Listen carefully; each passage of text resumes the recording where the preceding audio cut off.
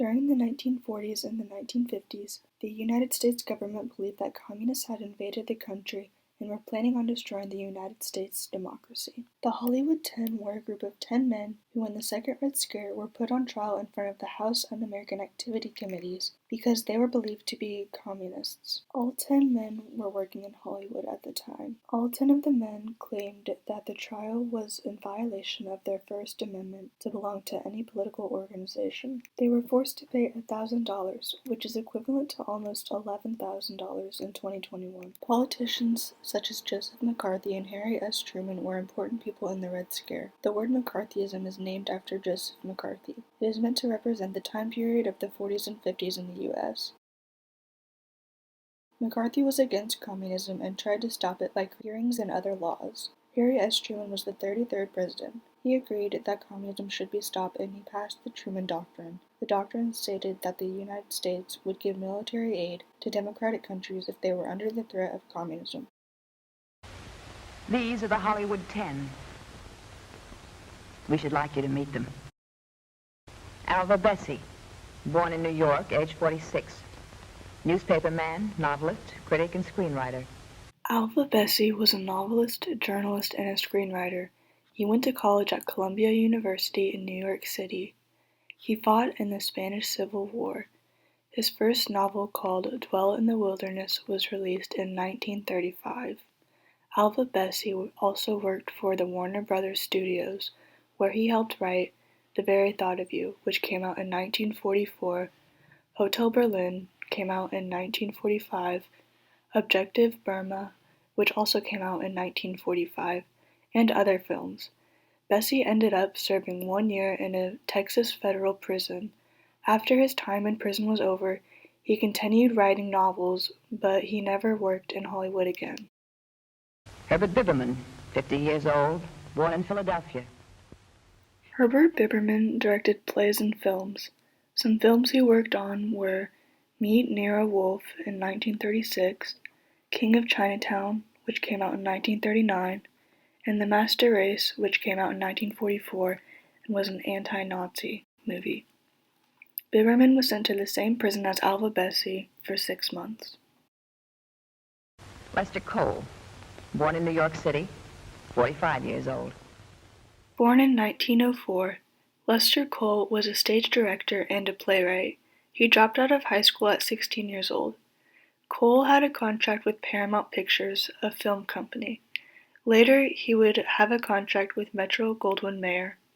He co-founded the Screenwriters Guild with John Howard Lawson and Samuel Ornitz, who are also part of the Hollywood 10. In 1934, Lester Cole joined the Communist Party and he also followed Marxism ideology. Edward Dmytryk, 41 years old, motion picture director. These films...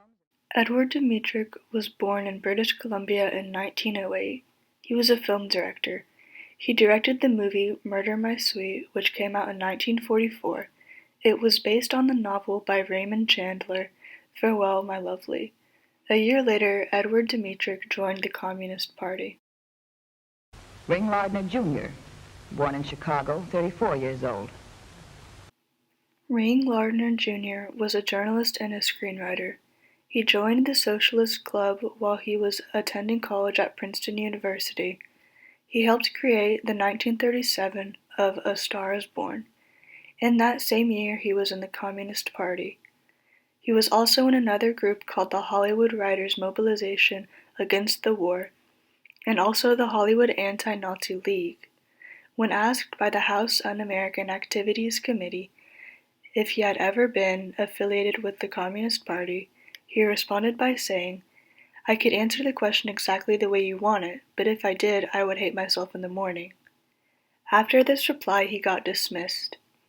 When his prison time was up, Lardner wrote the novel The Ecstasy of Owen Muir in 1954.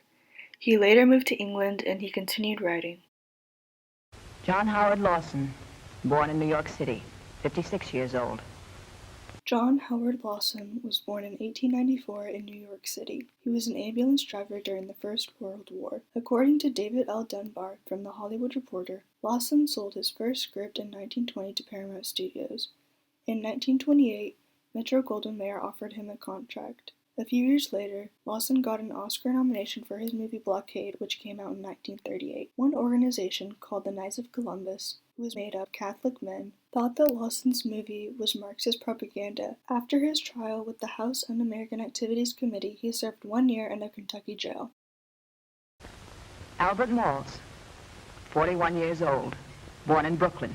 According to Dunbar, Albert Maltz graduated from Columbia University in 1928 and attended the Yale School of Drama, where he earned a master's degree in the craft of playwriting. Maltz wrote movies and plays. In 1935, he joined the Communist Party. 6 years later, he was offered a contract with the Warner Brothers Entertainment. During his trial, he refused to answer if he was or had ever been affiliated with the Communist Party. This refusal resulted in Maltz being fined and sent to jail.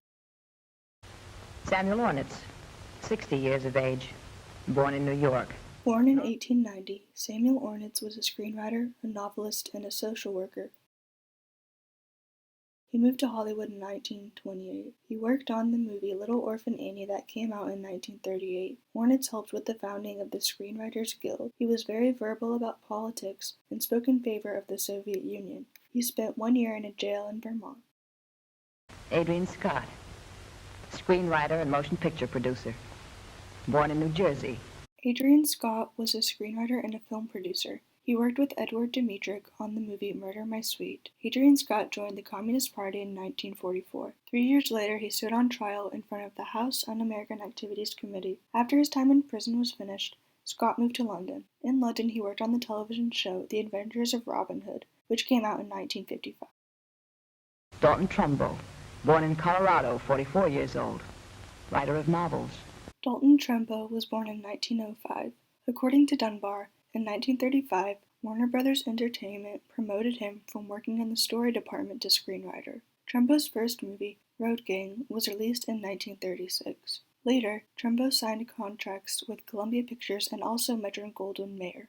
In 1943, he joined the Communist Party. Trumbo spent 11 months in prison and continued to be blacklisted after his sentence was complete. Dalton Trumbo changed his name to Robert Rich. He then wrote the movie The Brave One in 1956. This movie won an Academy Award for Best Screenplay. Have you ever been a member of the Communist Party? Unless it has been changed since yesterday. In our country, we have a secret ballot. And I do not believe this committee has any more right to inquire into my political affiliations than I believe that an election official has the right to go into the voting booth and examine the ballot which has been marked by the voter.